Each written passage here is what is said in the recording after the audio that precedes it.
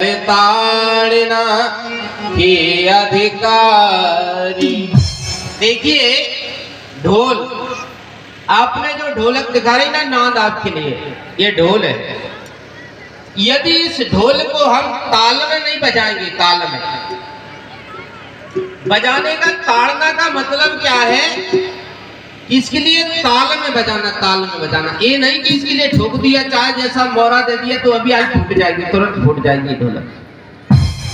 गोसाई जी महाराज की जो वाणी है, इसके लिए हमें समझना चाहिए। ढोल ये बज रहा है ना, कि नाद ढोल, तो इसमें हमें ताल देना है, ताल। और ताल से यदि हम बेताल हो जाएंगे तो तुरंत फूट जाएगा ये ढोलक। ये ढोल है, ढोल। गोसाई जी महाराज लिखे गमार। अब गमार से आप झगड़ा करोगे, गमार से तो आपके लिए निवेदन करना पड़ेगा, भैया ठीक है हम आपसे कुछ नहीं कहना चाहते, भाई साहब क्षमा करें आप हमें। गमार से तो हमें क्षमा ही मांगना पड़ेगा, नहीं तो एक लट्टे सरका देगा हमारी खोपड़ी में, तो क्या हो जाएगा।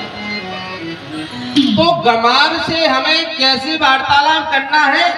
नम्रता से, झुकाव से उससे हमारा, क्योंकि हमें तो अपना समय निकालना है ना। ढोल गमार।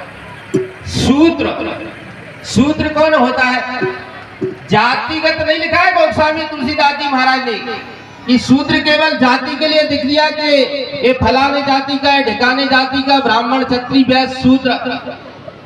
शूद्र होता है वो जिसका यज्ञोपवीत संस्कार नहीं हुआ, उसके लिए हम शूद्र बोलते हैं। और दुज बोलते हैं किसके लिए? जिसका यज्ञोपवीत संस्कार हो गया, उसके लिए हम दुज बोलते हैं। नारी पशु, पशु आया ना, पशु। आप जे दादा वृद्ध ज्यादा बैठे हैं, पहले हल जोतते थे, हल जोतते थे। तो हल के लिए क्या करते थे? बैल से कहते थे दाएं आओ बाएं जाओ। एक किसान छड़ी लेकर के उस बैल को हाँकते थे, छड़ी लेकर के, केवल उसके लिए धमकाते थे कि दाएं। तो हल में, हल जैसे जोतते थे ना, हल में कह दिया कि दाएं निकल आओ, तो दाएं आ जाता था बैल, और बाएं कह दिया तो बाएं हो जाता था। ये नहीं है कि लठ लेकर के पशु के लिए मारा जाए किसी प्रकार। ऐसे ही स्त्री के लिए देखा, स्त्री के लिए क्या देखा? ढोल गमार सूत्र पशुमाती माता। तुम्हारी बात है, ध्यान दे करके सुनो। गोस्वामी तुलसीदास जी महाराज कहते हैं ताड़ती शिक्षति। ताड़ना का मतलब ये होता है कि हमें अपनी बेटी, अपनी बहन के लिए, अपनी माँ के लिए सुंदर शिक्षा देना है। जैसे आप देखोगे कि कहीं माताएं जाती हैं, माताएं बहनें जाती हैं, तो कोई भी घर का साथी उनके साथ जाता है, और जब वो अपने घर में रहती है, घर में तो क्या है? पर्दा लगा रहता है। जैसे हमारा मकान है तो हमारे मकान में पर्दा लगा रहता है। माताओं, आपके लिए संस्कार में रहना है, मर्यादा में रहना है, मर्यादित रहना है आपके लिए संसार में। जैसे उदाहरण के लिए बताऊं आपके लिए, आप किसी किराने की दुकान पर जाते हो ना, किराने की दुकान पर, तो किराने की दुकान पर आपने देखा होगा मेन फ्रंट पर काजू है, बादाम है, किशमिश है, जो महंगी चीज होती है मेन फ्रंट पर रखता है दुकानदार, जो सेठ लोग होते हैं मेन फ्रंट पर। और नमक के जो बोरे हैं, नमक के बोरे देख रहे हैं आपने, तो नमक के बोरों के लिए कहीं भी फेंक देते हैं, कहीं भी पड़े रहते हैं नमक के बोरे। तो माताओं बहनों, आप क्या हो? आपके लिए मर्यादित रहना है, मर्यादा में रहना है आपके लिए। और जो भाई बनते हैं तो नमक के बोरा चांदा डाल दो, चांदा डले रहते, लेकिन माताओं के लिए तो सुरक्षित रहना है, अपने चरित्र पर रहना है। जानकी जी का चरित्र के लिए सुने आप, माता जानकी जी का चरित्र।